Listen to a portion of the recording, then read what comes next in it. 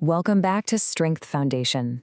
So, what you're about to see is, well, it's a look back. It's like a time capsule from 2013, back when I was 31 and just 3 months into my whole boxing journey. Now, this isn't going to be some slick highlight reel. This is the raw, unfiltered truth, and I've pulled it straight from my private journals. This is the beginning of what I call the grind, and I'm sharing it because I want to show you what the beginning of any big dream really looks and feels like. Yeah, this entry pretty much says it all. The very first line I wrote down after a really brutal sparring session was, "I am pain." That's it. And that right there is what the start of a real dream feels like. It is not glamorous. It's sore faces, it's bloody noses, and it's those late night doubts creeping in. But it's also symbolic. It's the process of being broken down so that you can be rebuilt, way stronger than before. So this first phase, this was my big reality check. You know that initial excitement you feel when you put on the gloves for the first time? Well, that starts to fade. And what replaces it is the hard, cold reality of daily commitment. This is that moment in any journey where you find out if your passion is the real deal or if it was just, a passing interest.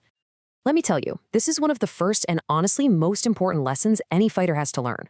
The person standing across from you in that ring, they're not your real opponent. They're just the final test. The real fight is against everything trying to keep you out of that ring in the first place. Your schedule, your own doubts, your responsibilities. It's the daily battle between your passion and your life. And that leads right into the next hard lesson. Life just hits harder. I realized pretty quickly that I was fighting a war on two fronts. You had the physical battle inside the gym, just learning the craft, and then there was this all-out war happening in my life outside of those ropes. This slide, man, it just breaks down that two-front war perfectly. In the ring, you're learning to slip punches, right? But out in the world, you're just learning to take the hits from rejection, from stress, from life itself. A bloody nose in sparring, that heals. But that deep, bone-weary exhaustion and the self-doubt that creeps in when you're chasing a dream while just trying to pay your bills, that is a completely different kind of pain. And back in 2013, the world was throwing haymakers at me. I literally turned in bottles for gas money just so I could get to the gym.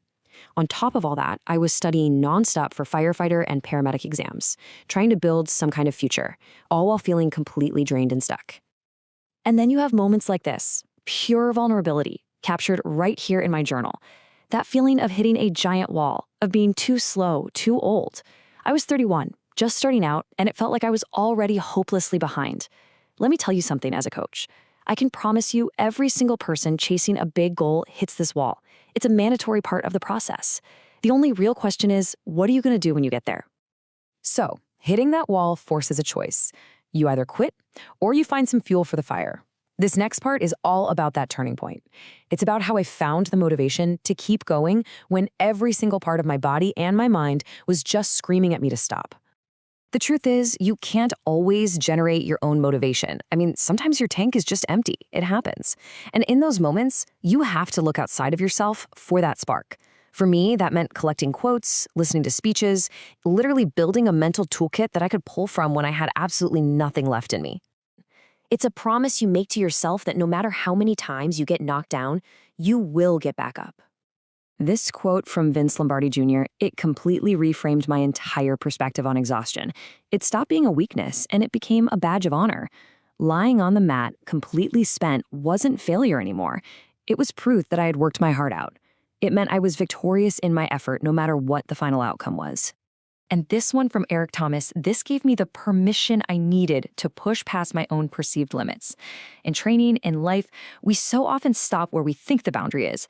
This was my constant reminder that my real potential was just on the other side of that comfortable line. So, after absorbing all of that inspiration, it all comes down to a personal decision. This was my declaration to myself. Self-pity? It's a dead end. The only option, the only direction, is forward. All you can do is push on. And you know what happens when you just refuse to quit? The grind starts to give back. You start to see these little breaks in the clouds, these small, hard-won victories that prove all that effort is finally starting to pay off. Okay, so you see this number one here? It might look small, but let me tell you, as a coach and as a fighter, this was everything. After months of getting pummeled, of just trying to survive in the ring, there was one single round where I was the one dictating the pace. Just one. But that one round was a sign. It was proof that the process was actually working. And this is one of the biggest lessons for anyone starting something new. Progress is not a tidal wave. It's not one giant leap. It's these tiny, green-like increments. It's that one good round. It's that one punch you slipped that would have totally landed last week. You have to learn to see and to celebrate those tiny grains of progress. And when you stack enough of those tiny grains together, day after day, week after week, something big eventually happens. A major victory was on the horizon for me, but it wasn't the one I was expecting. I passed my CPAT. That's the Candidate Physical Ability Test for firefighters. It is an incredibly grueling exam, and I realized the relentless conditioning from boxing is exactly what got me through it. The grit I was building in the ring translated directly to my life outside of it. And yes, it meant I could finally take the sledgehammer I was using for training out of my kitchen. That victory was a huge turning point. It proved the grind was worth it. But looking back at these journals now, with a little more perspective, I realized something deeper. The fight was never just about what was happening in 2013. No, it was about something much, much bigger. This is the question I just kept asking myself back then. Why put myself through all the pain, the exhaustion, the stress? Why do any of us choose the harder path? And it's a question I want you to think about for your own journey. What is your why?